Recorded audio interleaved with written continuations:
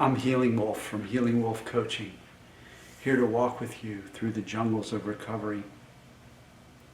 Let's talk about this idea that you should listen to your body. Yes, in many cases you should listen to your body. If you're feeling tired, you rest. Feel like you need a deep breath, take it. Feeling thirsty, drink water. But when it comes to sensations that have been generated to protect you from death, that are overprotective, that are just protective sensations feeding off of a memory or a fear, then those sensations are not to be listened to. They're just barking dogs, right? So you don't take instruction from a barking dog. Okay, that's pure energy of protection.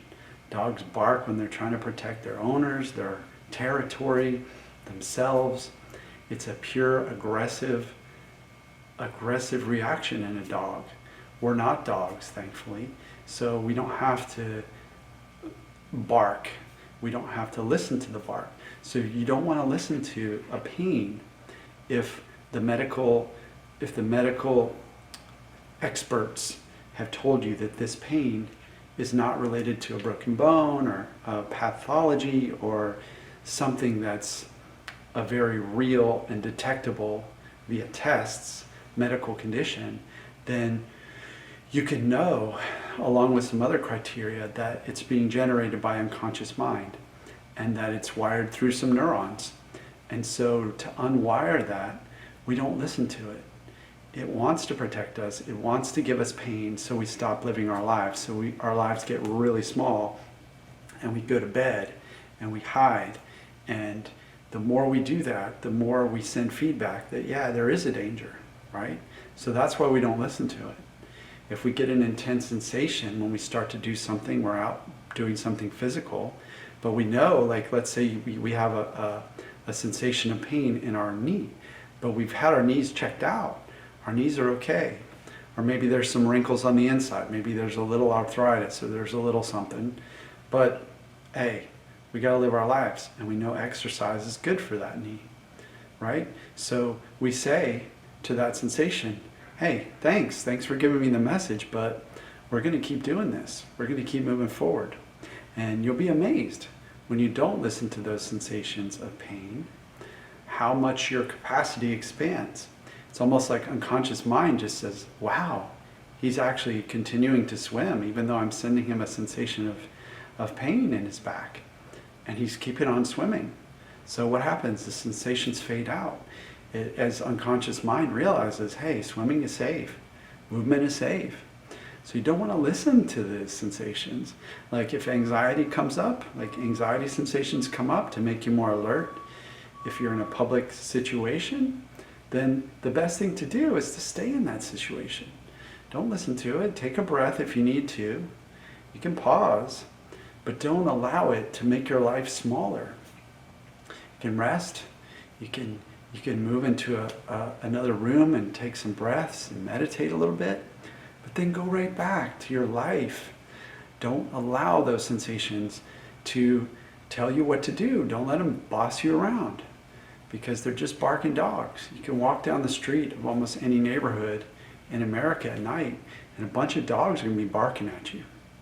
And if you listen to all those dogs, you wouldn't walk in the neighborhood anymore, because the dogs are gonna be barking from this way and that way. Most of the time they're behind a fence, so you're not face to face with them. But even if a dog came out of the fence and barked at you, or in my case at one point bit you, even if a dog bit you, right? It's still okay to walk again. It's still okay to go out in the neighborhood again, right? We got to keep going. So this is my message for today, is realize that these neuroplastic or brain-created protective sensations are just coming from memories. They're coming from the brain only. They're not coming from a real danger. They're just like fake dogs actually barking. They're like memory dogs. They're like ghost dogs. They're like animatronic dogs on a Halloween ride somewhere.